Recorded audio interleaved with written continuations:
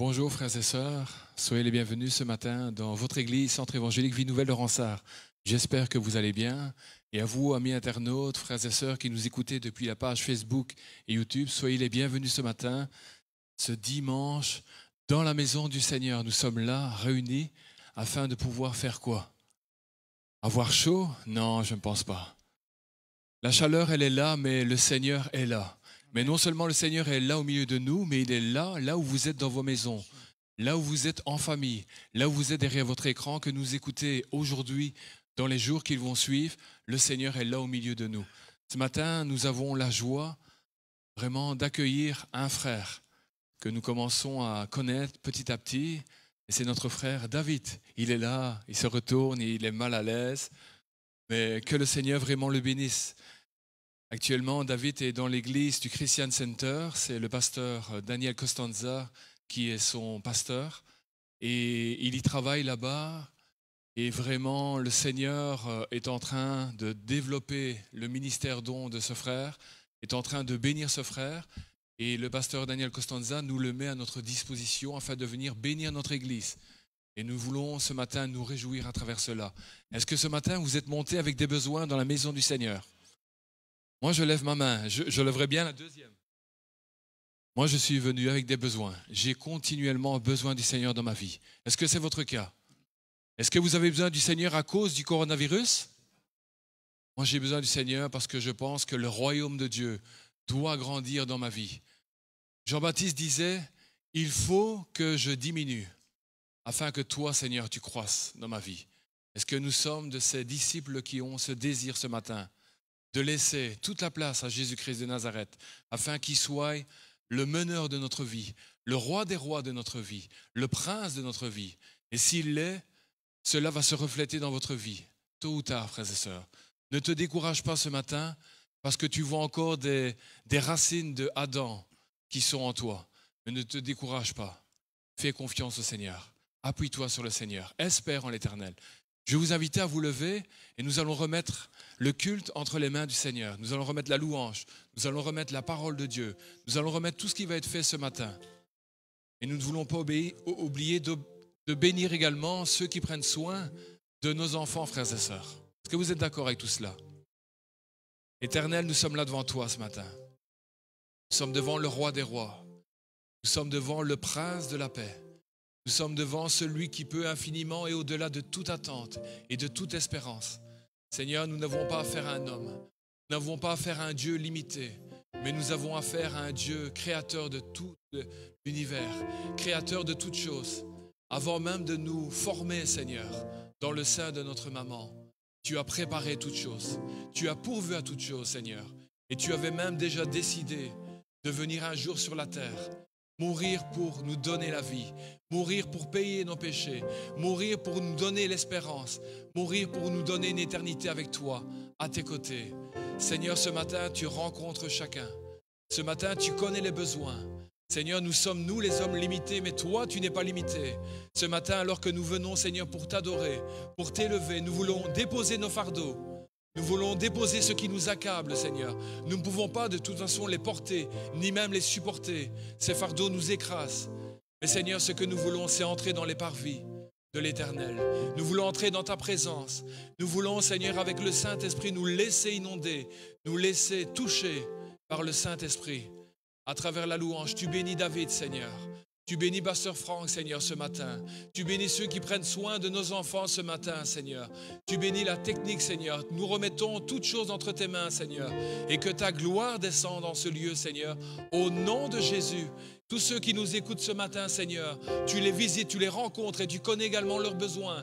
Seigneur, ce n'est pas un problème, Seigneur, qu'ils ne sont pas ici au milieu de nous. Toi, tu les vois là où ils sont, Seigneur.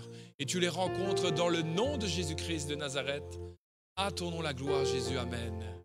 Que le Seigneur vous bénisse, frères et sœurs.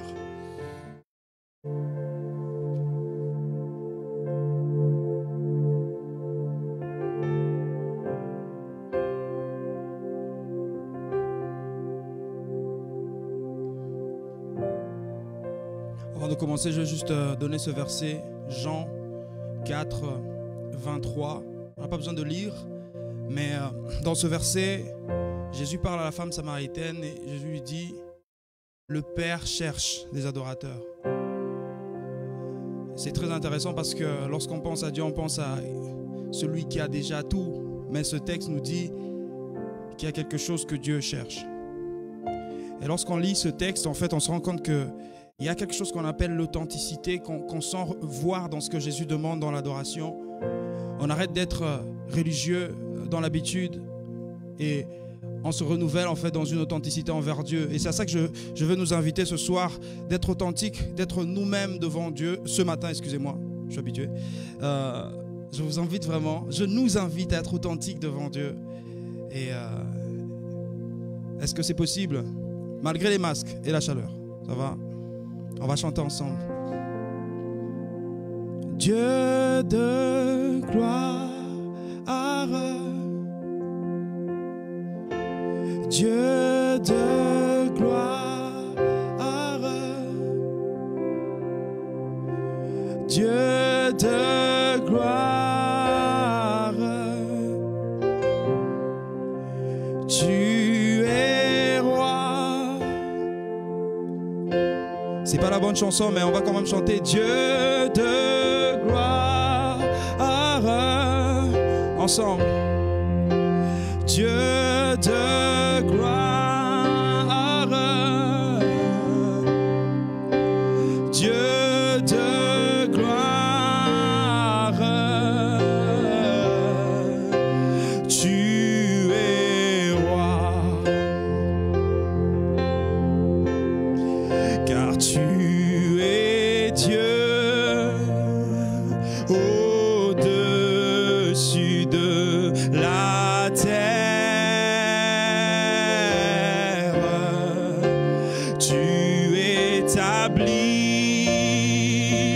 Ton règne dans les cieux, car tu es Dieu, car tu es Dieu au-dessus de la terre, au-dessus de la terre. Tu es le roi, tu es le roi, tu es le seul Dieu, tu es le seul Dieu. Ensemble, Dieu de gloire et Dieu de gloire. Nous te louons ce soir, Dieu de gloire. Oh Jésus, Dieu de gloire. Tu es roi, tu es roi, tu es roi sur toute la terre, Dieu de gloire. Oh Jésus, Dieu de gloire. Oh Dieu de gloire. Tu es roi. Est-ce qu'on peut juste prendre ce temps et juste chacun d'entre nous prendre ce temps d'entrer en louange devant le Seigneur, juste lui dire merci parce qu'il règne sur l'univers, parce qu'il est roi sur l'univers.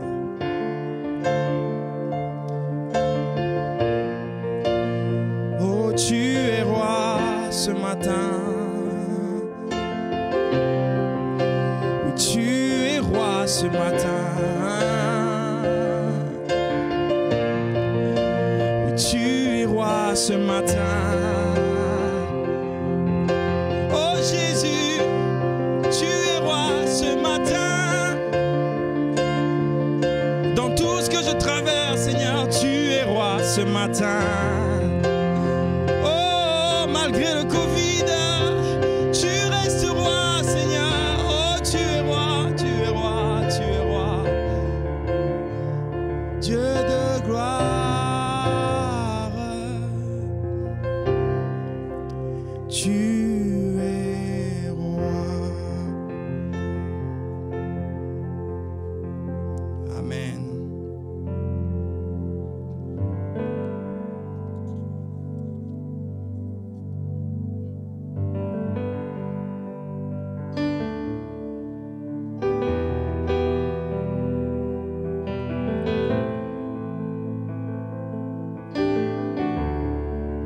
qu'on peut chanter ensemble?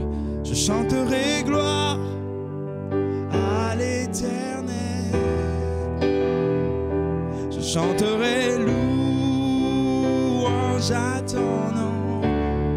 Amen.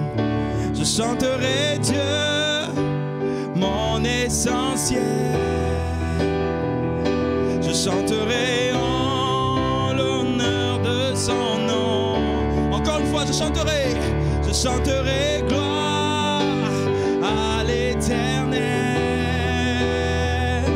Je chanterai louange à son nom. Dieu, mon essentiel, je chanterai Dieu, mon essentiel. Je chanterai en l'honneur de ton nom. Je viens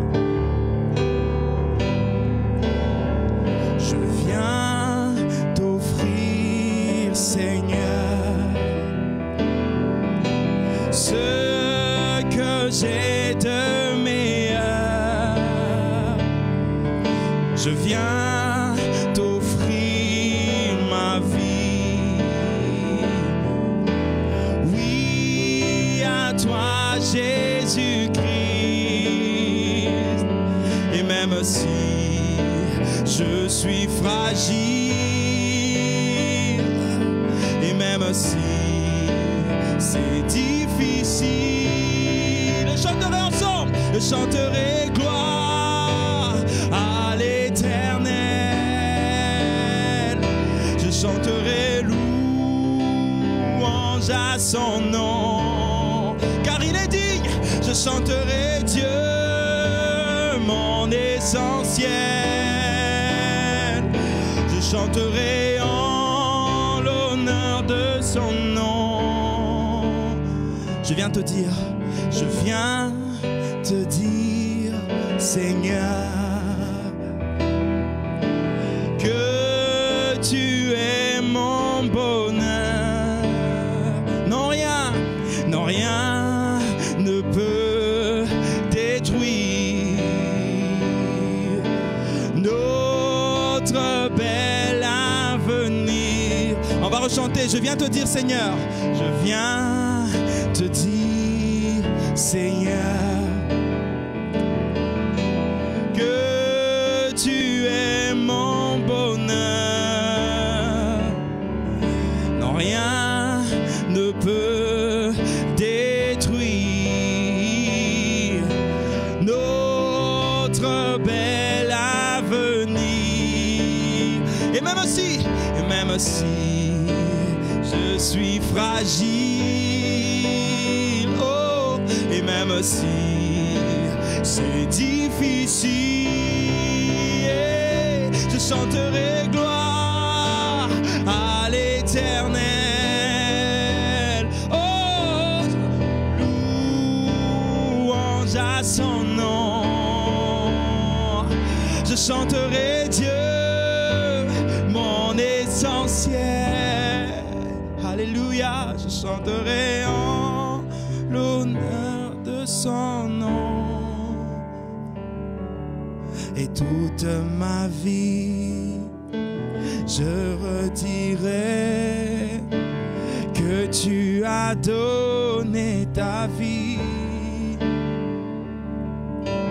Toute ma vie, je redirai que tu as payé le prix. Ensemble, toute ma vie, je redirai que je ne vis que pour lui. Je chanterai gloire à l'Éternel. Je chanterai louange. Alléluia. Je chanterai.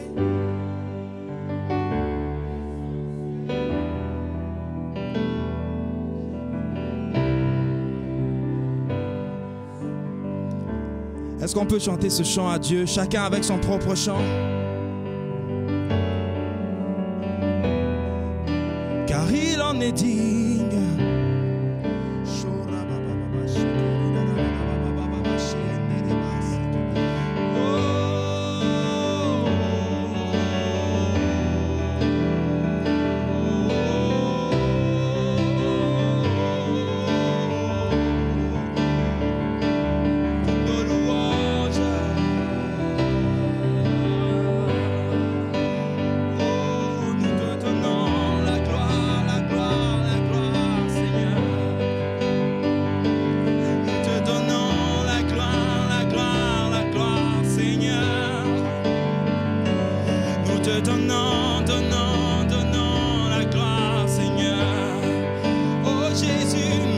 donnons, donnons, donnons la gloire, Seigneur.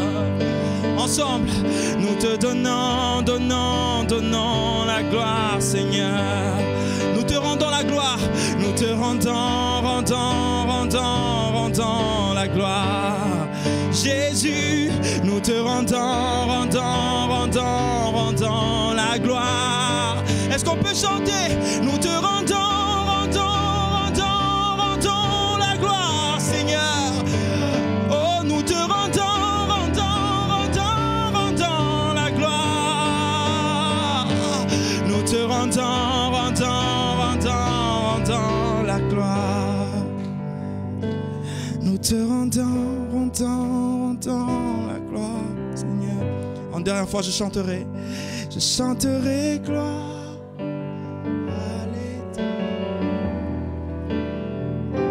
Chanterai louange. Merci Jésus. Je chanterai Dieu essentiel. Chanterai en l'honneur de son nom. Si quelqu'un veut prier, veut lever sa voix et offrir sa louange.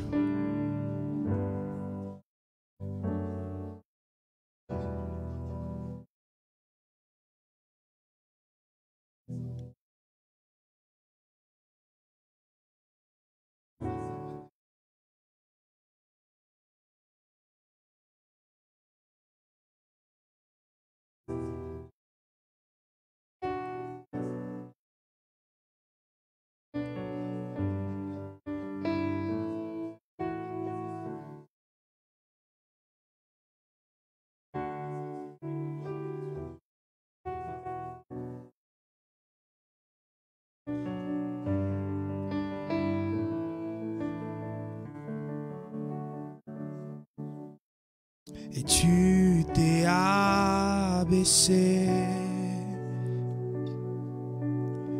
pour l'humanité. Tu fus humilié et abandonné. Ta mort est ma vie. Ta mort est ma vie. Tu payas le prix. Et sans crainte aujourd'hui. Et sans crainte aujourd'hui. Mon âme s'écrie ensemble.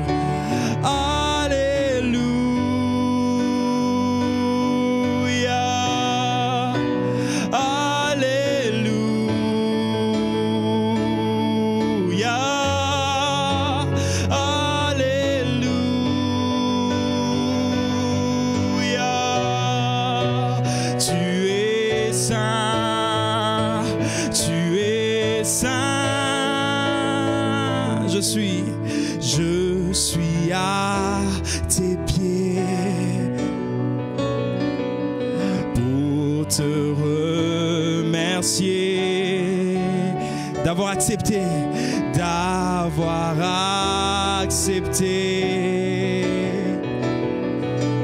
de tout supporter. Éprouvé, je tiens, éprouvé, je tiens. Pardonner, je viens, pardonner, je viens. Avec tous les saints, avec tous les saints. Chantez, chantez, tu reviens. Alléluia, alléluia,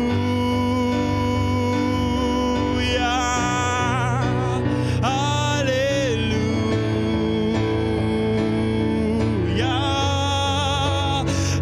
alléluia.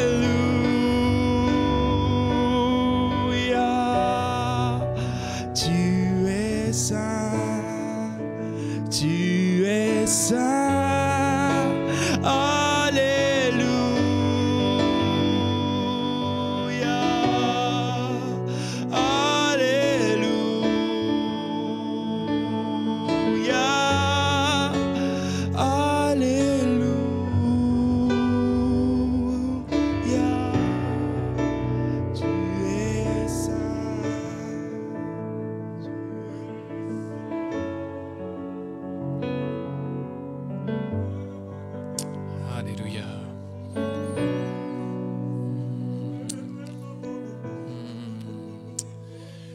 va rester dans cette attitude de prière, frères et sœurs. Et on va encore reprendre ce chant. Mais je veux vous inviter à louer le Seigneur à travers le don qu'il vous a donné. Le chant, mais aussi le parler en langue. Ce don spirituel qu'il vous a donné. Ce matin, loue ton Seigneur s'il te l'a donné en langue. Et si toi, tu aspires à être rempli du Saint-Esprit ce matin, fais monter cette aspiration devant le trône de la grâce. Nous ne méritons rien, tout n'est que grâce. Alors ensemble, frères et sœurs, alors que David va reprendre ce chant, nous allons louer le Seigneur, nous allons adorer le Seigneur, nous allons ovationner le Seigneur, nous allons remercier le Seigneur de tout notre cœur, de toute notre âme. Peut-être que ce matin, ta vie est comme cette vallée d'os desséchés. Peut-être que ce matin, tu es là dans des luttes, dans des combats. Ne regarde pas ça, regarde à celui qui peut infiniment et au-delà de toute attente, de toute espérance. Cesse de regarder aux épreuves, mais regarde à celui qui te fera sortir de cette épreuve. Alléluia. Loue ton Dieu, louons le Seigneur.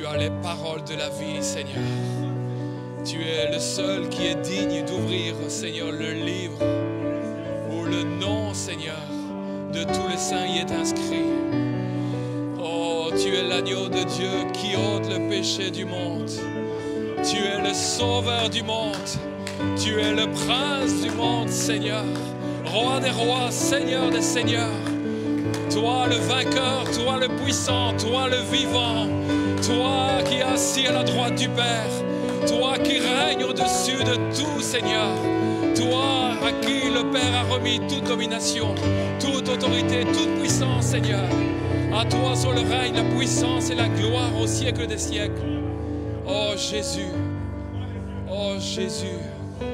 nos regards sont tournés vers toi ce matin. Nos regards sont tournés vers toi, Seigneur, ce matin. Toi l'espérance, toi l'espoir des nations. Alléluia. Amen. Amen. Oh, gloire à toi, Seigneur. Oh, sois béni, Seigneur. Alors que nous nous réjouissons, Seigneur, devant ta face, Seigneur. Nous voulons remettre, Seigneur, ton serviteur, Pasteur Franck, Seigneur, entre tes mains. Nous croyons que tu l'as rempli du Saint-Esprit. Seigneur, nous voulons l'entendre qu'à cette condition, parce que toi, tu l'as rempli du Saint-Esprit. Et nous avons mis notre foi en action, Seigneur. Et nous avons prié, remplis ton serviteur du Saint-Esprit. Remplis-le de feu, Seigneur. Que cette parole, dans le nom de Jésus, Seigneur, atteigne, Seigneur, le but que tu as fixé pour chacune de nos vies. Mais que nous, Seigneur, nous ne puissions pas être des pierres d'achoppement à cette parole, mais que nous puissions laisser pénétrer cette parole dans nos cœurs, afin que cette parole puisse porter du fruit, un fruit qui va te glorifier, un fruit qui va faire de nous des disciples de Jésus-Christ, non pas de nom, mais réellement des disciples de Jésus-Christ. Nous te demandons toute cette grâce, Seigneur, dans le nom de Jésus-Christ. Merci pour ta parole. Merci pour ton serviteur. Merci, Seigneur, pour chacun qui est ici présent. Et merci pour chacun qui va écouter ta parole ce matin. Que tu puisses chacun nous bénir dans le nom de Jésus-Christ de Nazareth. Amen.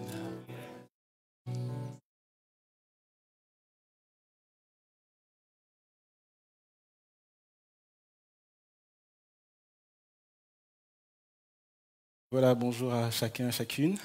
Bienvenue dans la maison du Seigneur. Bonjour à ceux qui nous suivent en live également. Merci à Samuel et merci à David qui nous fait l'amitié d'être là avec nous. Alors ce matin, j'aimerais continuer et terminer cette série d'enseignements que nous avons commencé il y a 2 semaines. Nous sommes en train et nous continuons ce vaste thème que nous avons commencé depuis plusieurs mois, même avant le confinement, de la parole aux actes. Et pourquoi ? Parce que notre désir, le cri de nos cœurs à Dieu, c'est de vivre des choses avec le Seigneur. N'est-ce pas ? C'est ce que nous voulons faire. Nous ne voulons pas, et ça je le dis, je le répète, en ce qui me concerne, je ne veux pas être le pasteur d'une église en plus du quartier. Je veux être le pasteur d'une église qui craint le Seigneur. Une église qui marche avec le Seigneur. Et c'est pourquoi c'est important de regarder ce thème que nous regardons depuis maintenant, c'est aujourd'hui le 3e dimanche, la crainte de Dieu. Pourquoi la crainte de Dieu ? Alors, au-delà du simple fait d'apporter de la connaissance à chacun d'entre nous, ce que nous voulons, et la prière de mon cœur, c'est que nous puissions comprendre et saisir cette vérité spirituelle, parce qu'elle est essentielle dans la vie du chrétien. En tout cas, c'est ce que nous enseigne la parole de Dieu et c'est ce que Dieu nous dit dans sa parole. Alors nous continuons donc la crainte de Dieu et le verset de base, c'est Actes chapitre 9, verset 31. L'Église était en paix dans toute la Judée, la Galilée et la Samarie, s'édifiant et marchant dans la crainte du Seigneur, et elle s'accroissait par l'assistance du Saint-Esprit. Nous avons déjà vu plusieurs passages qui mettent en relief et en lumière l'importance de la crainte de Dieu. Rappelez-vous, dimanche dernier, nous avons vu que Jésus lui-même, tout le ministère de Jésus était centré sur la crainte de Dieu.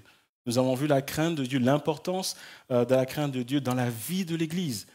Si nous voulons aller loin avec le Seigneur dans notre Église ici à Rensart, nous devons saisir, comprendre et mettre en pratique la crainte de Dieu. Nous avons vu que la crainte de Dieu était importante dans nos relations entre frères et sœurs. Ça va même au-delà de la relation dans l'Église, ça va même à la maison, en famille, entre frères et sœurs, entre mari et femme, entre cousins, cousines, peu importe. À partir du moment où nous confessons Jésus comme Seigneur et Sauveur, la crainte de Dieu doit être présente dans nos cœurs. Et nous avons vu également que dans notre marche avec le Seigneur, la crainte de Dieu, elle est importante. Et le Seigneur, nous allons voir aujourd'hui que le Seigneur recherche cela. Nous allons lire un passage qui nous montre littéralement que c'est un peu comme si Dieu avait ses regards sur chacun d'entre nous. Et ce que Dieu cherche dans notre cœur, dans mon cœur, c'est la crainte de son nom. Et s'il m'était permis, avant d'entrer dans le vif du sujet ce matin, de donner une image à ce que j'appellerais la crainte de Dieu, au-delà de la définition que nous avons déjà vue, c'est un peu comme cette expression que vous connaissez sûrement. On entend souvent dire « je suis de telle obédience, mais je ne suis pas pratiquant ». Vous avez déjà entendu ça. Je suis de telle confession, mais je ne suis pas pratiquant. Ne pas avoir la crainte de Dieu, c'est un peu comme si je disais « je suis chrétien, mais je ne suis pas pratiquant ». Est-ce que vous me suivez ? C'est un non-sens. À partir du moment où je dis « je crains Dieu », Jésus est mon Seigneur et Sauveur, la crainte de Dieu doit découler. Et c'est ce que Dieu appelle et attend de chacun d'entre nous. Ce matin, je vais vous donner quelques bénédictions qui découlent de la crainte de Dieu. Et je vous l'avais dit au cours des 2 derniers messages, que la crainte de Dieu, elle est présente dans la parole de Dieu, de l'Ancien Testament au Nouveau Testament. Et il y a plus de 300 mentions de la crainte de Dieu dans la parole. Ce qui nous montre son importance. Et si je devais prendre le temps de vous montrer toutes les bénédictions qui sont attachées à la crainte de Dieu, je pense que 1 ou 2 dimanches ne suffiraient pas. Et ce matin, je vais vous donner quelques exemples, juste pour vous montrer encore une fois combien la crainte de Dieu, elle est chère aux yeux du Seigneur. Et enfin, très important, comment développer, comment cultiver la crainte de Dieu. Nous allons voir que la crainte de Dieu, ce n'est pas quelque chose qui nous tombe dessus. Ce n'est pas quelque chose qui est inné.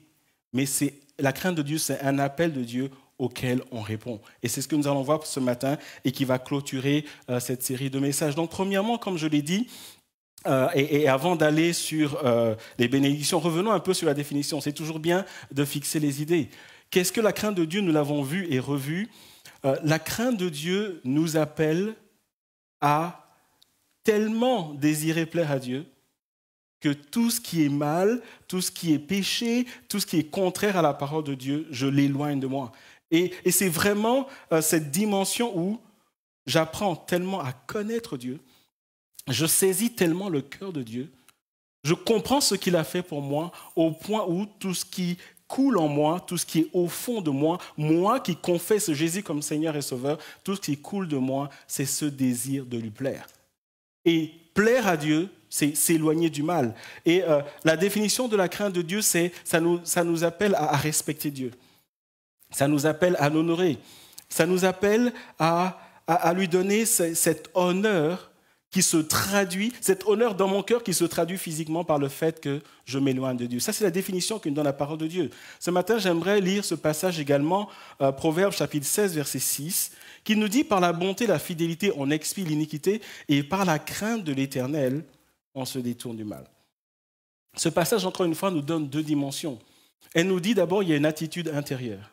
Il y a quelque chose qui se passe dans mon cœur qui dit « Je veux vraiment détester tout ce que Dieu déteste. » Et cette attitude, elle est tellement profonde qu'elle se manifeste dans ma vie par le fait que je ne fais aucun compromis avec ce qui ne plaît pas au Seigneur. Et s'il m'était permis une image, c'est un peu comme lorsque vous tombez amoureux. Le sentiment amoureux, c'est quelque chose d'intérieur. Normalement, ça commence à l'intérieur, n'est-ce pas? Vous faites comme si vous ne savez pas de quoi je parlais. Ça commence à l'intérieur, on est d'accord? Est-ce qu'on est d'accord que si ça reste à l'intérieur, ça ne veut absolument rien dire? C'est quelque chose qui se manifeste, on est d'accord? Oui ou non? Vous êtes sûr que vous comprenez de quoi je parle là? Parce que vous êtes tellement saint que vous ne savez pas ce que ça veut dire. C'est quelque chose qui naît à l'intérieur, mais qui se manifeste. Si ça ne se manifeste pas, ça n'a aucun sens. De la même manière, la crainte de Dieu, c'est quelque chose, c'est une attitude, mais une attitude qui devient un style de vie. Et ce n'est pas un style de vie parmi tant d'autres, c'est le style de vie du chrétien. C'est la manifestation de l'amour du Seigneur. Alors, comme je l'ai dit, quelques bénédictions découlant de la crainte de Dieu. Je vais commencer par un passage que je vous ai lu dimanche dernier en clôturant mon message. Psaume 34, versets 8 à 10. « L'ange de l'Éternel campe autour de ceux qui le craignent et il les arrache au danger. Sentez et voyez combien l'Éternel est bon. » D'autres versions disent « Venez et goûtez combien Dieu est bon. » Et je m'arrête là pour dire que quand la parole de Dieu nous dit de telles choses, ça veut dire que c'est possible dans notre vie de tous les jours de sentir la bonté de Dieu dans nos vies. Ce n'est pas un mythe, c'est la parole de Dieu. Et cette parole est appelée à se matérialiser, à se manifester dans nos vies. Je continue. « Heureux l'homme qui cherche en lui son refuge. Craignez l'Éternel, vous ses saints. » Et la raison nous est donnée, car rien ne manque à ceux qui le craignent. Ce passage nous donne 2 bénédictions. La première bénédiction, c'est une dimension de protection. Et permettez-moi juste d'expliquer le verset 8. L'ange de l'Éternel campe autour de ceux qui le craignent. Ça veut dire, par exemple, que si vous sortez dans la rue, vous êtes dans un centre commercial, a priori, on ne sait pas que vous êtes chrétien, parce que chrétien, ce n'est pas une étiquette. On est d'accord. Mais ce que ce passage veut dire, c'est que si vous êtes dans ce supermarché, avec des chrétiens ou des non-chrétiens, parce que vous êtes un enfant de Dieu qui craint Dieu, spirituellement, il y a quelque chose qui se passe dans le monde spirituel étant une réalité, de la même manière que le monde des ténèbres est une réalité, le royaume de Dieu étant une réalité, il y a des anges qui sont là, qui œuvrent pour vous. C'est ça que ça veut dire. Et en ce qui me concerne, c'est une parole qui est vraie dans ma vie que je reçois. Je crois que je dorme, que j'aille au travail, que je m'ennuie, que je lis un bouquin, que je laisse mes pensées divaguer. À partir du moment où mon cœur est attaché au cœur de Dieu et que j'aime Dieu de tout mon cœur, je sais qu'il y a des anges qui sont là. La parole de Dieu nous donne un exemple, je ne vais pas le lire aujourd'hui, dans 2 Rois chapitre 6, l'exemple de Élisée et de son serviteur Géasi. Son serviteur se réveille un matin et il se rend compte qu'ils sont encerclés par l'armée de l'ennemi. Alors il court voir son maître et il dit « Qu'est-ce qu'on va faire ?» Paniqué. Et Élisée reste tranquille et il fait une prière et dit « Seigneur, ouvre ses yeux ». Et on nous dit que spirituellement, il y a quelque chose qui se passe. Dieu ouvre les yeux du serviteur et le serviteur voit toute la plaine qui est remplie de chars et des anges. J'aimerais vous dire ce matin que vous receviez cette parole, pas qui vient de moi, mais qui vient de Dieu, que quand on est un enfant de Dieu qui craint Dieu, Dieu envoie ses anges pour nous. Vous pouvez ne pas le croire, c'est une réalité spirituelle. La Bible nous dit, par exemple, je ne l'ai pas mis, mais je vais vous lire et le message de ce matin n'est pas pour parler du ministère des anges, mais juste vous dire ce passage, Hébreux chapitre 1, verset 14. Ne sont-ils pas tous des esprits au service de Dieu, envoyés pour exercer un ministère en faveur de ceux qui doivent hériter du salut, en parlant des anges? La parole de Dieu dit que je sois conscient ou que je ne sois pas conscient, Dieu envoie ses anges faire quelque chose dans ma vie. Et ne vous fatiguez pas à prier pour que des anges viennent. Ça n'a aucun sens de prier pour ça. Parce que la condition pour que des anges agissent, c'est simplement que je craigne Dieu. Je n'ai pas besoin de dire « Seigneur, envoie d'un ange, je veux voir Gabriel, je veux voir... » Ne vous fatiguez pas. Ça n'a aucun sens de faire ça. Ce que ce passage nous invite à faire, crains Dieu. Et Dieu fera sa part dans ta vie. Il y a une dimension de protection qui est là et qui nous montre que nous sommes vraiment dans un combat spirituel. La deuxième dimension que nous avons dans ce passage, c'est une dimension de provision. Car rien ne manque à ceux qui le craignent. Et ce passage est en train de nous dire que quand nous avons la crainte de Dieu, quand nous avons des besoins, Dieu s'arrange pour rencontrer ces besoins. Vous savez, il y a des besoins pour lesquels vous n'aurez pas besoin de prier. Il y a des dimensions pour lesquelles Dieu va désirer que vous lui demandiez pour voir la confiance que vous avez en lui, pour éprouver votre foi. Mais il y a d'autres besoins, aussi criants soient-ils, vous n'avez pas besoin de demander à Dieu. Mais à partir du moment où Dieu voit la crainte de son nom dans vos cœurs, Dieu rencontrera vos besoins. Et là, je suis en train de parler de tout type de besoins. Physique, émotionnel, financier, tout type de besoins. Et ça, c'est ce qu'on appelle le miracle. Et c'est ce qui donne lieu à des témoignages dans l'Église, où on vient devant ses frères et sœurs, j'avais tel besoin et Dieu a fait ceci. Pourquoi? Parce qu'il y a la crainte de Dieu dans mon cœur. Un autre exemple, nous allons dans Proverbes chapitre 14, verset 26. Celui qui craint l'Éternel possède un appui ferme et ses enfants ont un refuge auprès de lui. Le mot enfant ne se réfère pas à celui qui craint Dieu, mais se réfère à Dieu. Donc, les enfants de Dieu ont un refuge auprès de Dieu. C'est ce que ce passage veut dire. Verset 27. La crainte de l'Éternel est une source de vie pour détourner des pièges de la mort. Que nous dit ce passage? 4 choses spécifiques. Ce passage nous dit, par exemple, premièrement, que la crainte de Dieu nous donne une grande confiance. En d'autres termes, la crainte de Dieu chasse la crainte dans nos cœurs. Quand je suis en proie à la crainte, quand je suis en proie à quelque chose qui m'oppresse, vous savez, ce genre de souci qui fait qu'on en perd le sommeil. La parole de Dieu dit que lorsqu'on a la crainte de Dieu, Dieu s'occupe de ces choses. Dieu agit dans nos vies. Dieu vient nous alléger. Deuxième dimension, la crainte de Dieu nous donne un refuge. Si vous regardez autour de vous, et en particulier avec cette situation du Covid-19, le monde entier a perdu sa sécurité. Sécurité financière, sécurité matérielle. Il y a des projets qui ont été balayés tout d'un coup. Ce qui fait que nous sommes en insécurité.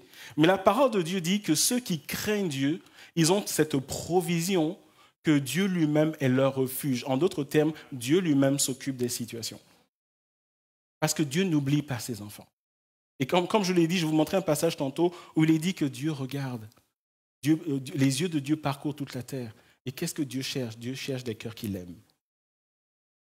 Troisième dimension, la crainte de Dieu est une source de vie. Une autre version va dire une fontaine de vie. Et c'est toujours important de lire la parole de Dieu parce que les mots ne sont pas anodins. Source ou fontaine, ces deux mots ont ceci de particulier, quelque chose qui coule sans arrêt. Quelque chose qui est pur, On prend par exemple, quand nous achetons de l'eau minérale, on a la belle étiquette eau de source. Bon, on a bien compris qu'ils l'ont traité au passage, mais c'est une eau de source pour dire que ça vient vraiment directement de ce qui est pur. Ça n'a pas été traité au passage. Et quand on dit que la crainte de Dieu est une source de vie, ça veut dire que la crainte de Dieu, lorsque je l'ai, elle ouvre ma vie, elle ouvre mon cœur à la bénédiction de Dieu. Et ça ne s'arrête pas, ça coule, ça continue. Merci du mot, ça continue. Ça veut dire que l'action de Dieu, elle est continue dans ma vie. Et c'est une source de vie. Et quand vous lisez la parole de Dieu, vous allez voir que chaque fois qu'on parle de la crainte de Dieu, on associe cela à la vie. Jésus a dit, dans Jean chapitre 10, verset 10, « Je suis venu afin que les brebis aient la vie, et elles continuent, et qu'ils aient la vie en abondance. » Lorsqu'une source coule, il y a de l'abondance qui est là. Et encore une fois, cela se passe dans ma vie parce que j'ai la crainte de Dieu. Et enfin, la crainte de Dieu nous garde des pièges de l'ennemi. Frères et sœurs, parce que nous sommes des enfants de Dieu, nous avons un ennemi qui ne se donne aucun repos. Mais en Christ, je l'ai vaincu et j'ai la victoire. Cependant, il va toujours me tendre des pièges pour me faire tomber. Et la parole de Dieu me dit que dans ce combat spirituel, parfois je ne suis pas conscient de certains pièges. Mais lorsque j'ai la crainte de Dieu, Dieu lui-même se charge de me protéger. C'est ça que ça veut dire. Il est dit ici, la crainte de Dieu nous garde des pièges de l'ennemi. Le verset, pour détourner des pièges de la mort. Quand l'ennemi me tend un piège, c'est pas juste pour me faire mal ou pour me faire trébucher. Il veut vraiment me faire tomber dans une situation qui va me détruire. Et j'ouvre une parenthèse en disant que, en tant que chrétien, nous devons comprendre les implications spirituelles des actes que nous posons, et en particulier lorsque nous tombons dans le péché. Alors certes, le Seigneur nous appelle à la repentance, et lorsqu'elle est sincère, le Seigneur nous pardonne. Mais nous devons comprendre que lorsque nous sommes en face du péché, ce n'est jamais quelque chose de fortuit, quelque chose de simple. Il y a des conséquences. Et quand l'ennemi nous pousse dans certains péchés, c'est pour que ça nous détruise. Raison pour laquelle nous devons tout faire pour résister à toute sollicitation de notre chair, toute sollicitation du monde qui est contraire au cœur de Dieu. Parce qu'un piège, par définition, c'est pour nous détruire. Ce n'est pas juste pour nous faire une petite blague. Est-ce que vous me suivez? Un autre passage, Psaume 128, versets 1 à 4. Et là, ce passage, que je vais lire rapidement, nous dit simplement ceci, que quand un homme, et on peut le comprendre quand une femme, quand un homme et une femme craignent Dieu, Dieu bénit sa vie, Dieu bénit son travail, Dieu bénit son couple, Dieu bénit sa famille, Dieu bénit ce qu'il touche. Je vais illustrer ça par un passage de la parole de Dieu que je n'ai pas mis ici.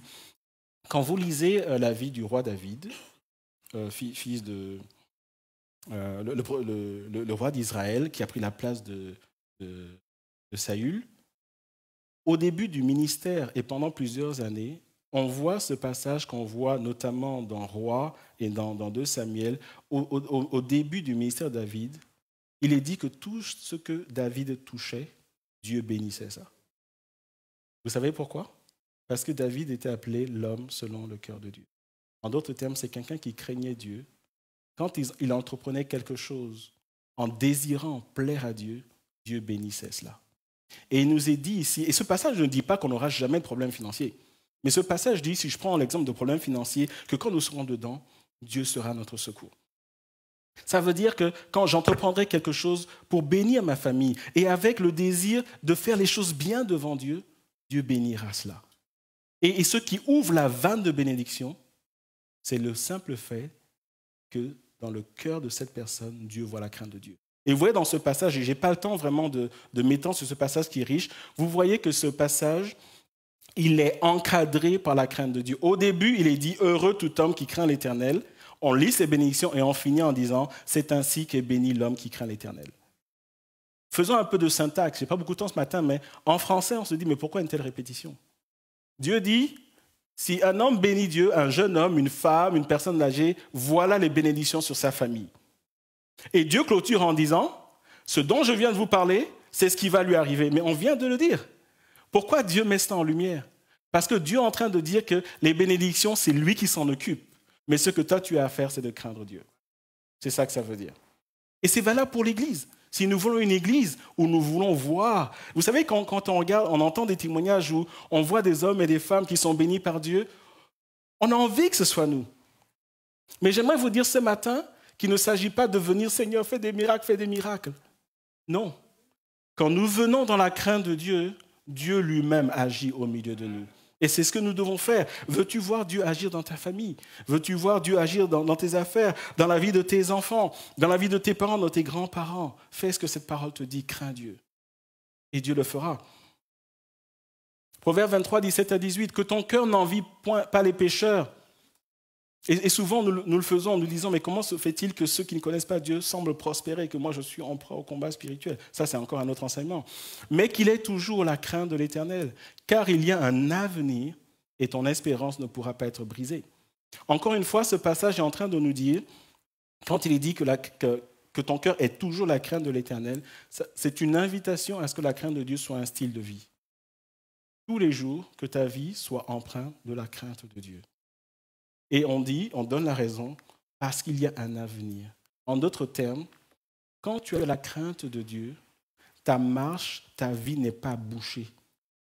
Dieu crée des provisions et des perspectives. C'est ce que ça veut dire, car il y a un avenir. Il y a quelque chose pour toi qui est devant. Il se peut que tu ne le vois pas, que ce soit compliqué. Ce n'est pas un souci parce que ce n'est pas à toi de faire le travail.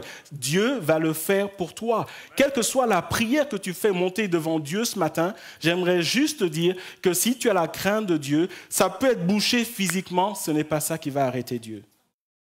Parce qu'il a dit ici, car il y a un avenir. Il se peut qu'un de tes projets, à cause du Covid, soit passé à la trappe. Ce n'est pas grave. Ce n'est pas ça qui arrête Dieu. Toi, crains Dieu et laisse Dieu faire. Vous savez, dans ma vie, il est arrivé plusieurs fois où je me suis mis dans des projets et ça a périclité. Mais aujourd'hui, quand je fais le bilan, je me rends compte que chaque fois que ça a périclité, c'était pour permettre à Dieu de donner quelque chose de meilleur. À la limite, je suis content que ça ait périclité. Quand c'est arrivé, je n'étais pas content. Forcément, j'étais triste. Seigneur, comment j'ai prié, j'ai tellement mis d'efforts et tchic et tchac. Mais Dieu a toujours fait ça. J'ai déjà partagé le témoin et là, je ne vais pas me disperser à cause du temps. J'ai plus beaucoup de temps. Mais il est arrivé une fois dans ma vie où j'ai vécu quelque chose de vraiment nauséabond au travail. Ce genre d'ambiance où vous êtes cassé. Alors que je me projetais les années futures dans cette même boîte-là. Et ça a été violent. Et c'est quelque chose qui a affecté ma vie pendant plus d'1 an. Le genre de choses où vous ne dormez pas, vous êtes blessé, vous vous êtes cassé, vous n'avez plus la joie. Mais c'était une porte que Dieu a fermée, que moi, au contraire, moi je travaillais pour que cette porte reste ouverte. Mais Dieu a fermé cette porte et aujourd'hui je dis merci Seigneur parce que la porte qu'il a ouverte était beaucoup plus grande que celle qu'il a fermée. Est-ce que vous me suivez?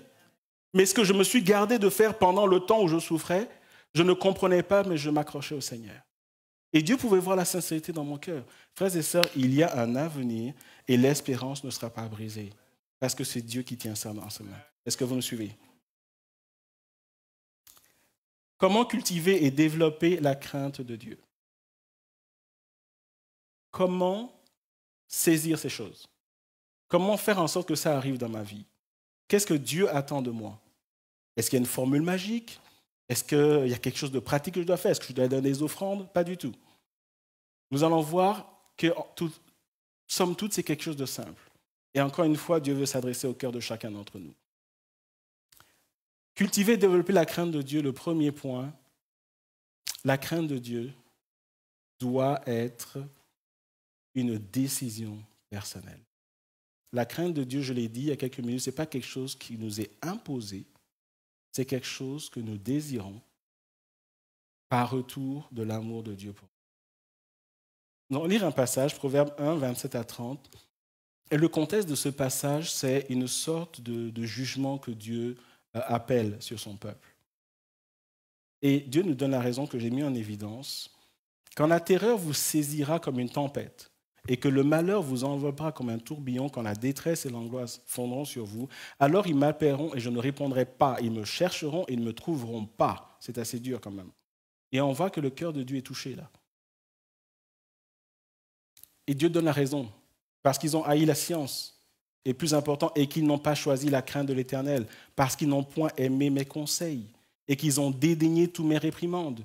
Ils se nourriront du fruit de leur voix, ils se rassasieront de leurs propres conseils, car la résistance des stupides les tue et la sécurité des insensés les perd. Mais celui qui m'écoute repose avec assurance, il vivra tranquille et sans craindre aucun mal.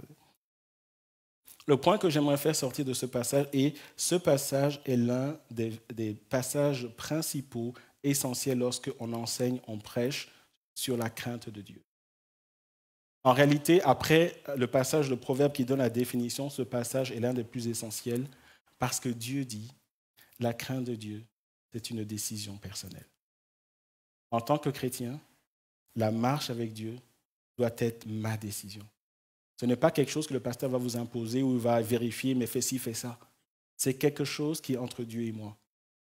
Et Dieu dit ici que le reproche principal, c'est le fait non pas qu'ils n'ont pas la crainte de Dieu, mais qu'ils n'ont pas choisi la crainte de Dieu.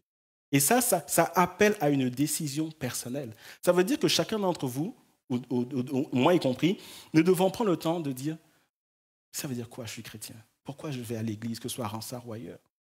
Pourquoi je dis aux gens que je suis chrétien? Pourquoi je crois que je suis chrétien? À un moment, c'est juste s'asseoir et dire, Seigneur, je veux être sérieux avec toi. C'est un choix. Et littéralement, c'est comme si j'étais là et comme si je disais, Seigneur, je veux te donner ma vie. Je veux marcher dans la direction de la crainte de ton nom. Seigneur, je ne comprends pas tout, mais je veux honorer l'amour que tu as envers moi. J'ai compris le prix que tu as payé, Seigneur, et je veux aller dans la direction de la crainte de ton nom. Et je veux, Seigneur, mettre tout en place pour continuer la crainte de ton nom. Est-ce que vous me suivez? La crainte de Dieu est une décision personnelle. Être chrétien et ne pas faire cette décision, comme je l'ai dit, c'est dire « je suis chrétien mais non pratiquant ». Ça ne veut absolument rien dire. J'aimerais aussi dire que le fait que quelqu'un dise qu'il est chrétien ne fait pas de lui un chrétien. Ce qui fait de moi un chrétien, c'est le fait que je marche en nouveauté de vie. Et marcher en nouveauté de vie, comme nous l'enseigne le Nouveau Testament, c'est marcher dans la crainte de Dieu. C'est un choix. Ce n'est pas une religion. Ce n'est pas un dogme.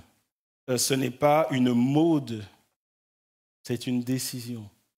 Une décision intérieure qui se manifeste extérieurement. Ce passage, dans le verset 30, nous dit, après avoir dit « ils n'ont pas choisi la crainte de Dieu », nous donne un deuxième indice qui va introduire mon deuxième point, « parce qu'ils n'ont point aimé mes conseils ». Et ça m'amène à dire que pour cultiver et développer la crainte de Dieu, il faut se tourner vers la source d'enseignement de la crainte de Dieu. La crainte de Dieu, c'est quelque chose qui se produit dans mon cœur lorsque je m'approche du cœur. Et s'approcher du cœur de Dieu pour nous, ça veut dire aller dans les profondeurs de sa parole. Il est dit ici, pour introduire ce point, le psaume 34, verset 12, « Venez mes fils, écoutez-moi, et je vous enseignerai la crainte de Dieu. » Le mot-clé sur lequel j'aimerais m'attarder une minute, c'est « écoutez-moi ». Et j'aimerais mettre cela en parallèle avec l'expérience de la transfiguration, que vous trouvez notamment dans Matthieu chapitre 17, où on a Jésus qui est sur la montagne et il y a quelque chose de merveilleux qui se passe, quelque chose de puissant, quelque chose de surnaturel. Pierre, Jean et Jacques sont avec lui. Et là, je ne sais pas, c'est une image que la Bible nous donne, mais j'imagine que ça a dû être grandiose, où Jésus est transfiguré, un peu comme Moïse quand il descend dans la montagne, où on n'arrive pas à voir son visage est éclatant. Vous connaissez cet épisode? Jésus est transfiguré, c'est quelque chose que les mots ne peuvent pas décrire, tellement c'est puissant. Et là, on se dit, waouh, c'est tellement puissant, il va se passer quelque chose, n'est-ce pas? On se dit, il va se passer quelque chose. Et là, on entend le père qui parle, et il dit, celui-ci est mon fils bien-aimé. Et on se dit, ça y est, il va sortir quelque chose, peut-être d'autres 10 commandements, peut-être quelque chose de puissant va sortir. Et qu'est-ce que Dieu dit? Écoutez-le. C'est tout, point. C'est fini. Et là, on se dit quoi? Tout ça pour ça? On a l'impression d'être dans un film de Star Wars où il y a les lumières, et on s'attend à voir le chevalier descendre, les chevaux, les anges. Non, rien du tout. Quand il dit, voici mon fils bien-aimé, on dit, ça y est, il y a une annonce qui arrive, il y a une annonce. On s'apprête, écoutez-le. Voilà, Seigneur, tout ça pour ça?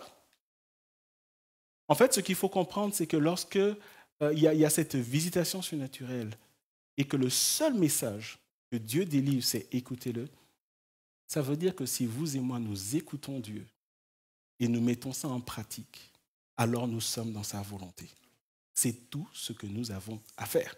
C'est pourquoi il y a tellement de bruit pour si peu. Et frères et sœurs, de la même manière qu'un enfant est censé écouter ses parents et faire ce que ses parents lui disent, c'est ce que nous sommes censés et appelés à faire concernant Dieu. L'écoute de Dieu qui se manifeste dans quelque chose de pratique dans nos vies. Proverbes chapitre 2, versets 1 à 5 nous donne cette dimension-là. Notez le nombre de fois qu'il y a si dans ce verset. Quelqu'un peut me dire combien de fois on a si?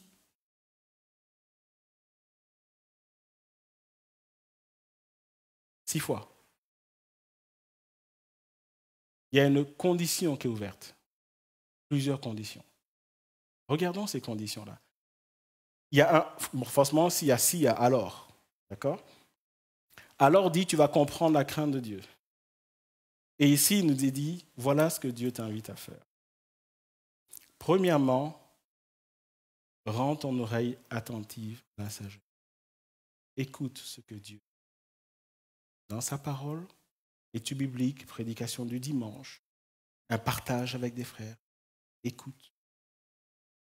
On a envie de dire, mais pourquoi Dieu nous précise d'écouter?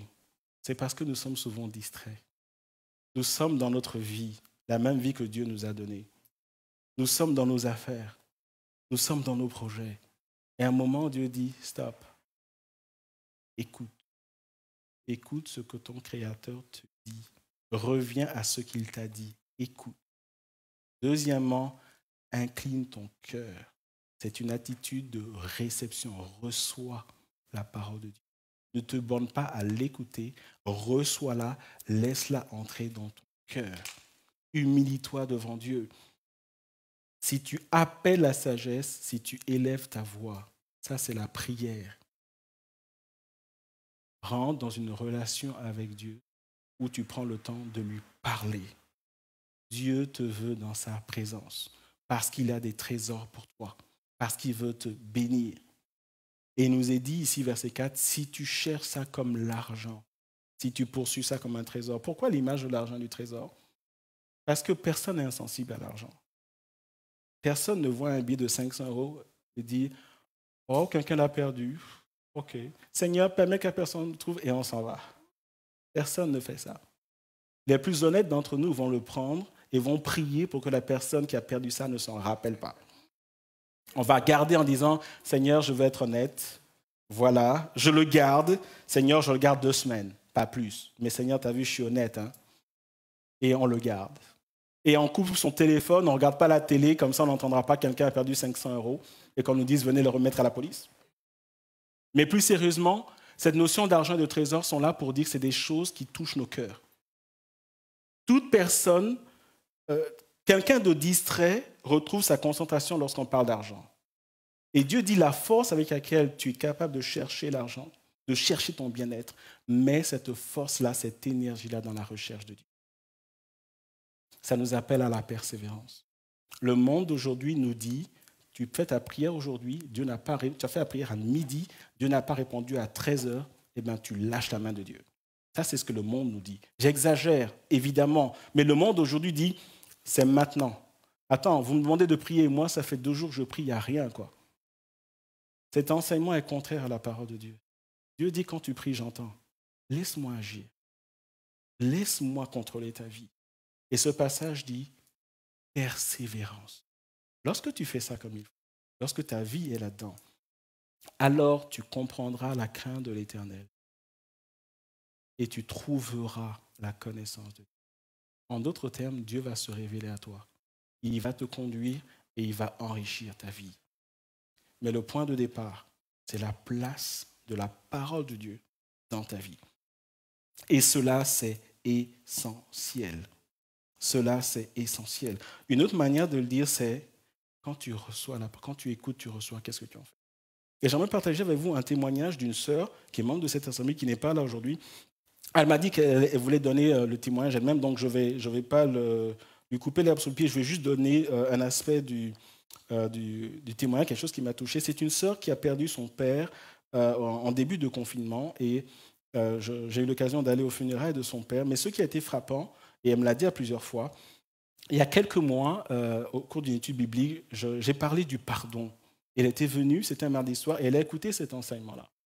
Et il se trouve qu'elle était brouillée avec son père depuis de nombreuses années. Vous voyez, le genre de choses où on ne se parle plus, etc., parce que son père s'était mal comporté envers la famille. Et elle a écouté ce message sur le pardon. Elle est venue me voir à la fin du message et elle a dit « Franck, est-ce que tu penses que le pardon dont la Bible parle s'adresse aussi aux membres de nos familles qui ne sont pas chrétiens ?» Je lui ai dit oui, que le pardon, ça s'ouvre à tout le monde.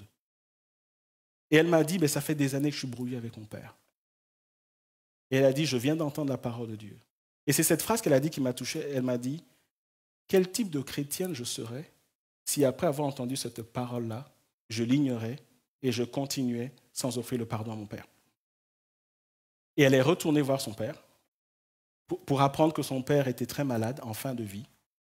Elle a dit à son père qu'elle lui pardonnait. Et dans toute la famille, elle était la seule à lui rendre visite, à l'accompagner dans ses derniers moments, à renouer une relation avec lui, à lui parler et à l'accompagner jusqu'au bout. Ce que je veux retenir ce matin, c'est cette phrase qu'elle m'a dite, qui résonne encore dans ma tête. Quelle chrétienne je serais si, après avoir entendu la parole de Dieu, après avoir compris, je ne la mettrais pas en pratique. Et parce qu'elle a fait cela, elle a même eu l'occasion d'annoncer le Seigneur à son père. Elle ne sait pas si son père a fait le pas envers Jésus, mais elle a fait sa part. Et de toute la famille, c'est la seule qui s'est rapprochée de son père dans des moments aussi cruciaux. Et c'est ça que la parole de Dieu demande. Tu écoutes, mais laisse rentrer dans ton cœur. Sinon, pourquoi tu dis que tu es chrétien? Vous me suivez? Je vais vers la fin de ce message. Comment la crainte de Dieu se manifeste dans ma vie? On a parlé de la bénédiction, on vient de voir comment on peut développer et cultiver cela. Mais comment est-ce qu'on voit la crainte de Dieu dans la vie de quelqu'un? Alors, il ne s'agit pas ici de scruter les gens pour dire « Ouais, toi, tu as la crainte de Dieu, tu n'as pas la crainte de Dieu. » Évidemment, ce n'est pas ça. Mais la parole de Dieu nous donne des indications assez claires. Psaume 34, versets 12 à 15. « Venez, mes fils, écoutez-moi. Écoutez-moi. Je vous enseignerai la crainte de Dieu. Quel est l'homme qui aime la vie, qui désire la prolonger pour jouir du bonheur? Préserve ta langue du mal et tes lèvres des paroles trompeuses. Éloigne-toi du mal et fais le bien, recherche et poursuis la paix. » Frères et sœurs, 3 éléments caractéristiques de la vérité de la crainte de Dieu dans la vie du chrétien. Premièrement, le contrôle de la langue. Lorsque quelqu'un a la crainte de Dieu, il fait attention à ce qu'il dit. Il ne dit pas n'importe comment. Et je vais être clair ce matin, il ne s'agit pas de venir dans l'église et de bien parler et être à la maison et sortir toutes sortes de vulgarités. Il s'agit maison, école, université, boulot, église. Quand je parle, je fais attention à ce que je dis parce que je suis un enfant de Dieu. Parce que ce que je dis a pour but de bénir. Combien je suis souvent choqué lorsque, que ce soit en entretien ou en parlant avec des chrétiens, ils vous disent quelque chose et vous dites, tiens, mais ce n'est pas ce que tu m'as dit la dernière fois. Ou alors, mais ce n'est pas ce qu'on m'a rapporté que tu as dit. Et devant vous, la version change. Sans problème, sans vergogne, sans gêne. Et tu te dis, mais qu'est-ce qu'il comprend ou qu'est-ce qu'il ne comprend pas? Comment peut-il être si à l'aise et là, je parle de mensonges. Si ce n'est pas clair pour vous, je parle de mensonges. Comment ça peut être si facile de raconter des histoires tout en étant chrétien? Comment ça peut être un style de vie? Comment on peut être cool par rapport à ça? C'est juste pas possible. Est-ce que vous me suivez? Ou alors, ce que les chrétiens disent les uns sur les autres. Aujourd'hui, dans l'Église, on pleure pour avoir des chrétiens qui bénissent les uns des autres par la langue. On pleure parce qu'on ne trouve plus ça. Mais ce qu'on trouve, c'est, oui, il, elle, alors le pasteur, sa femme, ses enfants, l'équipe pastorale, telle personne qui chante, telle personne qui a l'accueil, tel nouveau. Chacun en prend pour son grade.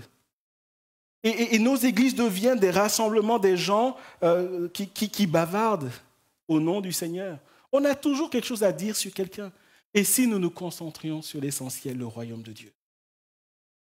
Quelqu'un qui contrôle sa langue. Combien de relations dans l'Église sont brisées parce que quelqu'un a manqué une occasion de se taire? ou alors parce que quelqu'un allait se mêler de ce qui ne le regarde pas. Contrôlons notre langue.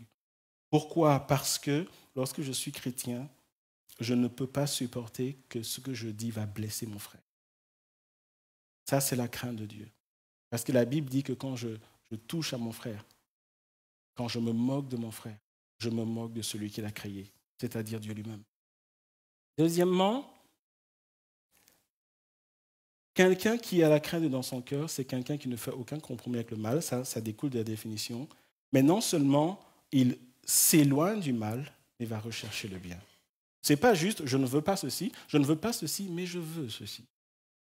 Je m'éloigne de ça. C'est un peu comme deux pôles. J'ai deux extrémités. Je m'éloigne de cette extrémité, mais je vais à cette extrémité. Je m'éloigne du monde et je m'approche du royaume de Dieu. Et ça, c'est ce qu'on appelle la sanctification. Chaque jour, je travaille à cela. Et enfin, la recherche de la paix. Si on doit me reprocher quelque chose, que ce soit de travailler à la paix de Dieu. Dans l'Église, dans les relations, dans mon cœur, dans ma relation avec Dieu. Quelqu'un qui grandit et vit dans la crainte de Dieu, nous voyons ces choses dans sa vie. Et pour terminer ce message, c'est quoi la crainte de Dieu? Qu'est-ce que je dois comprendre de cela? David, si tu veux bien t'installer. 2 Chroniques, chapitre 16, verset 9 dit « Car l'Éternel étend ses regards », c'est le verset dont je vous parlais, « Car l'Éternel étend ses regards sur toute la terre pour soutenir ceux dont le cœur est tout entier à lui. » D'autres versions vont dire le cœur engagé vers lui, le cœur attaché à lui sans réserve. C'est un peu comme si Dieu fait ça ce matin. Imaginez que Dieu met ses yeux à Ronsard, et Dieu a ses yeux partout, il est omniprésent, omnipotent. Mais là, Dieu fait arrêt sur image, je regarde à Ronsard. Je commence à regarder le pasteur, je regarde David, Samuel, Dieu regarde tout le monde. Et Dieu dit ce que je cherche. C'est un cœur qui est tout entier à moi, à lui Dieu je veux dire. Est-ce que Dieu voit cela dans toi? C'est ce que Dieu cherche. Ce passage dit, quand Dieu regarde, Dieu ne cherche pas des gens musclés. Dieu ne cherche pas de beaux hommes ou de belles femmes. Dieu ne dit pas qui est cool, qui n'est pas cool. Dieu ne dit pas qui chante bien, qui ne chante pas bien. Dieu dit ce que je cherche, quel que soit l'âge de la personne. Ce que je cherche quand je regarde aujourd'hui en ce moment à Ronsard, je cherche qui a un cœur engagé vers moi, qui a son cœur attaché à moi sans réserve, qui m'aime, qui cherche à me glorifier, qui est authentique. C'est ça que Dieu cherche. Et enfin, pour terminer ce message, j'ai mis le mot de la fin, parce que la Bible elle-même, elle clôture cet enseignement sur la crainte de Dieu. Quand vous allez dans le livre des Ecclésiastes, un livre de sagesse, un livre de conseils de vie, un livre où Dieu nous montre comment, vous et moi, quel que soit notre arrière-plan, quel que soit notre âge, quel que soit qui nous sommes, comment nous pouvons avancer avec lui? Comment nous pouvons avancer dans la vie? Comment, en tant que jeune, je peux me projeter? Sur quoi je dois bâtir ma vie? Que je sois dans la trentaine, la quarantaine, même si ma vie est plus derrière moi que devant moi, comment je dois encore marcher? Ecclésiaste nous parle de tout cela. Et Ecclésiaste dit tellement de choses, mais regardez la conclusion qu'Ecclésiaste donne. Vanité des vanités, dit l'Ecclésiaste, tout est vanité. Je suis dans Ecclésiaste chapitre 12, versets 10 à 15. Outre que l'Ecclésiaste fut un sage, il a encore enseigné la science au peuple, il a examiné, sondé, mis en ordre un grand nombre de sentences. L'Ecclésiaste s'est efforcé de trouver des paroles agréables et ce qui a été écrit avec droiture, ce sont des paroles de vérité. Les paroles des sages sont comme des aiguillons et rassemblées en un recueil, elles sont comme des clous plantés donnés par un seul maître. Du reste, mon fils ou ma fille, ça c'est pour vous et moi, vous pouvez mettre votre nom à la place de mon fils. Du reste, Franck, tire instruction de ces choses. On ne finirait pas si l'on voulait faire un grand nombre de livres et beaucoup d'études est une fatigue pour le corps. J'ouvre une parenthèse, que les jeunes qui étudient n'utilisent pas ce verset pour dire que Dieu a dit « il ne faut pas que j'étudie parce que ça fatigue ». D'accord? Je ferme la parenthèse. Verset 15, écoutons la fin du discours. Ecclésiaste dit, j'ai dit beaucoup de choses. Maintenant, je résume. Ce que vous mettez dans le Tupperware pour rentrer à la maison. Ce que vous devez retenir de ce message. Crains Dieu et observe ses commandements. C'est là ce que doit faire tout homme, tout jeune, toute femme, toute personne qui vient en ça. Car Dieu amènera toute œuvre en jugement au sujet de tout ce qui est caché, soit bien, soit mal. L'Ecclésiaste dit tout ce que je vous ai raconté, gardez juste quelque chose parce que tout est résumé là-dedans. Crains Dieu et obéis-lui. Si tu fais ces deux choses, tu es dans la pleine volonté de Dieu jusqu'à ce qu'il revienne te chercher. Et en tant que pasteur, lorsque je prie pour notre assemblée, lorsque je prie pour vous et je prie pour moi, je dis, Seigneur, je prie pour une église où on craint ton nom. Seigneur, je prie pour une église où tout ce qui est fait dans les ténèbres vienne à la lumière et soit jugé par la lumière.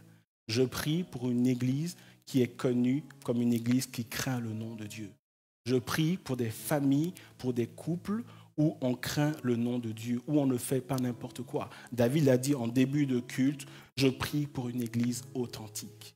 C'est à cela que Dieu nous appelle à Ronsard. C'est dans cela que nous allons aller. C'est à cela que je travaille avec tous les bénévoles dans cette église qui vous servent, qui se rendent disponibles pour l'œuvre de Dieu. Nous voulons être des hommes et des femmes. Et pour terminer ce message, j'aimerais juste que nous ayons un temps de prière. Je sais que nous sommes à la fin officielle du culte. Les responsables vont sûrement me taper sur les doigts en réunion, mais j'assume à fond. Je sais qu'il fait chaud sous les masques. Quelques minutes et nous allons clôturer ce culte si vous le voulez bien. Vous êtes d'accord? Pendant que David entend ce chant, ce matin, j'aimerais lancer un appel auquel je vous invite à répondre dans vos cœurs. Un appel en disant, Seigneur, je veux décider de craindre ton nom. Un appel nous demandant à Dieu de toucher nos vies, de nous amener dans cette dimension, afin que nous soyons un homme, une femme, un jeune, une personne âgée qui craint le nom de Dieu. Que tout ce qui est fait dans les ténèbres soit amené à la lumière et soit jugé par la lumière. Que Dieu élève une génération qui craint son nom. Alléluia. Alléluia. Purifie mon cœur. Si tu es concerné, chante ce chant. Rends-moi aussi pur comme une prière. Que l'or et l'argent purifie mon cœur. Rends-moi aussi pur que l'or, feu du fondeur. Je n'ai qu'un désir, être saint,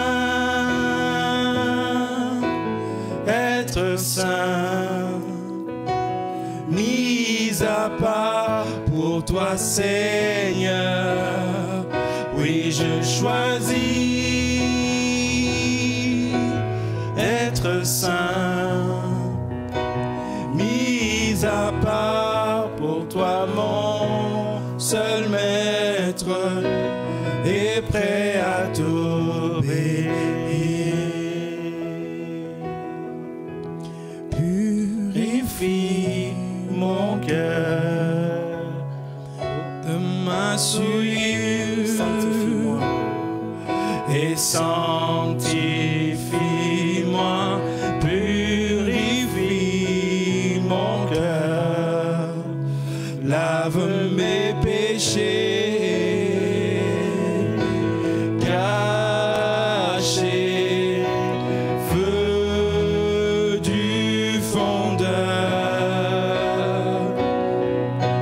Je n'ai qu'un désir, être saint,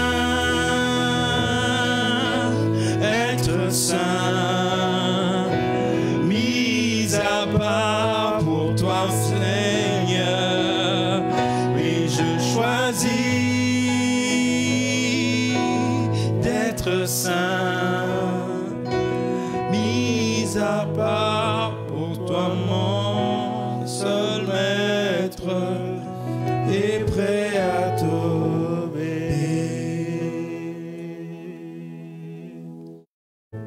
donner l'occasion à chacun de parler à Dieu. Même si c'est 1 minute.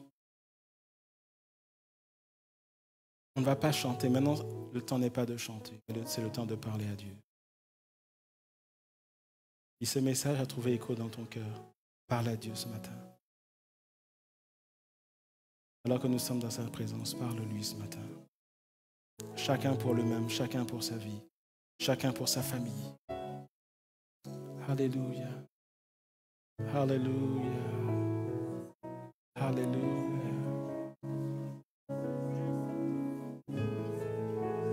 C'est entre nous et Dieu.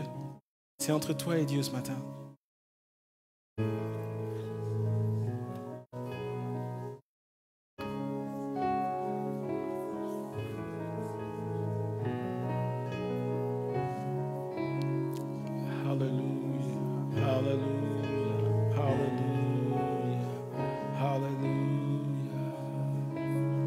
Alléluia. Ce matin, nous te sanctifions nos cœurs, Seigneur. Écoute la prière qui monte vers toi. Merci, Seigneur, parce que tu réponds à la sincérité des cœurs.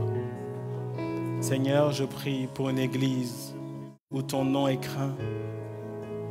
Je prie pour une génération où ton nom est craint. Seigneur, je prie que la crainte de ton nom soit dans ce lieu. Mais pas seulement dans ce lieu physiquement, mais dans les cœurs, dans les couples, dans les familles.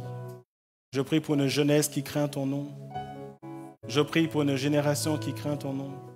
Je prie pour des personnes âgées qui craignent ton nom. Je prie pour des serviteurs qui craignent ton nom. Je prie, Seigneur, pour des enfants qui craignent ton nom. Je prie, Seigneur, pour de l'authenticité. Je prie, Seigneur, que ce qui est fait, Seigneur, dans les ténèbres vienne à la lumière afin d'être jugé par la lumière. Seigneur, je prie pour quelque chose de nouveau. Et je te remercie pour ta parole. Merci, Seigneur, pour l'opération du Saint-Esprit. Merci de fortifier celui qui fait le choix de craindre ton nom. Je te remercie dans le nom de Jésus. Amen. Amen. Amen. Que Dieu vous bénisse. Avant d'aller m'asseoir, 2 choses. D'abord, mes excuses, j'étais trop long. J'espère que vous m'en tenez par rigueur. Nous avons promis de terminer à 12h15.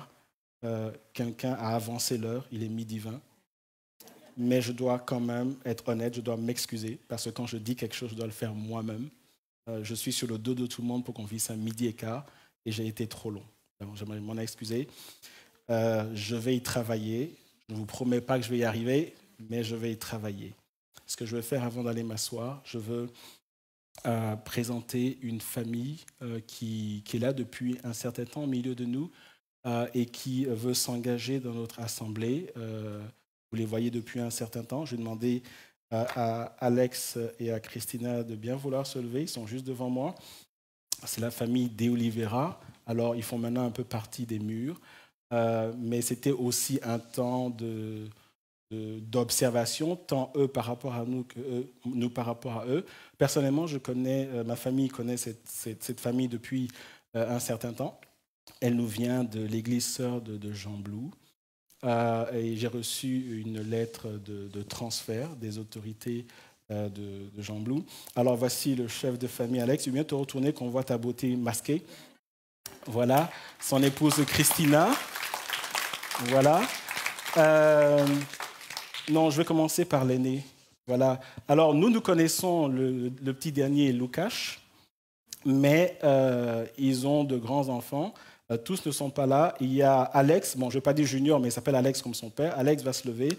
Alex, il est toujours à l'église de Jean Blou, mais il nous fait l'amitié de venir. Il n'est pas venu tout seul. Il est à côté, non pas de sa sœur, mais de sa femme, Timari. Voilà. Ça fait 2 ans de mariage, là, maintenant.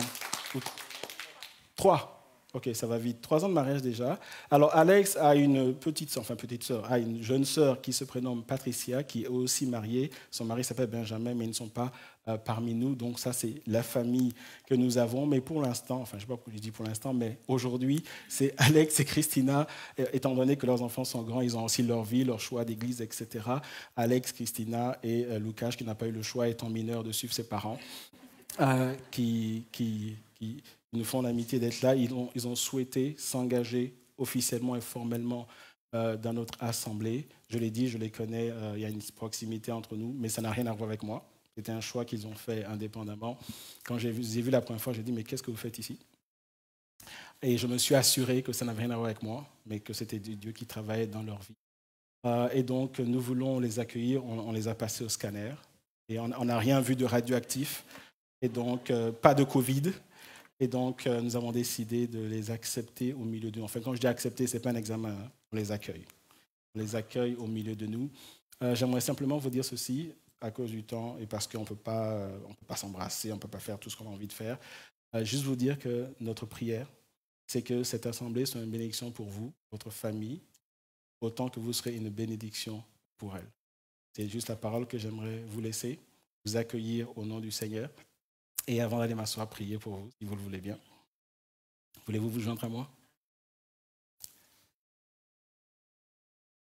Seigneur, nous voulons simplement nous réjouir avec nos frères que toi, tu conduis vers nous.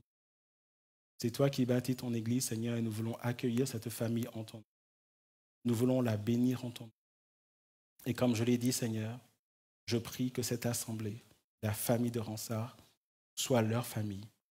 Je prie, Seigneur, que individuellement, que le couple, que la famille, qui va jusqu'aux enfants et même aux petits-enfants, je prie, Seigneur, que cette famille puisse s'épanouir au milieu de nous. Puis, Seigneur, rentrer dans sa destinée au milieu de nous. Je prie, Seigneur, que quand il s'agira de venir à Ronsard, que ce soit toujours dans la joie et non pas dans la contrainte et la blessure.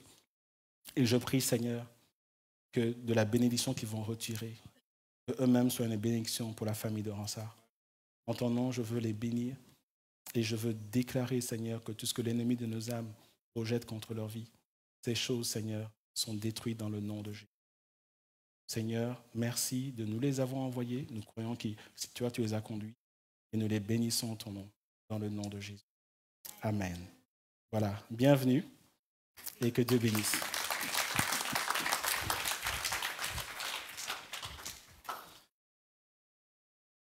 Gloire à Dieu pour tout ce qui a été fait et dit ce matin et que nous puissions retourner avec la bénédiction que le Seigneur nous a donnée. Amen. Pour finir ce culte, nous allons passer aux annonces de la semaine. Donc mardi 18, ce mardi 18, ce sera la deuxième partie avec le pasteur Michael Williams qui va continuer son étude Corona et Couronne, combattre et vivre en victoire sur le péché. Dès 19h sur Facebook, YouTube, vous retrouverez l'étude biblique du pasteur Michael Williams qui vous remet au passage ses salutations. J'ai eu l'occasion de le revoir et ça fait vraiment plaisir. Après 5 mois sans l'avoir, je le voyais à travers une caméra ou je le voyais à travers le téléphone. Mais le voir physiquement, ça fait plaisir de pouvoir se revoir. On n'a pas pu se serrer dans les bras, mais en tous les cas, il vous aime et il vous bénit tous. Autant que vous êtes, frères et sœurs, ici présents, et vous qui nous écoutez. Et donc nous également, je me suis permis de remettre vos salutations, pasteur Michael Williams.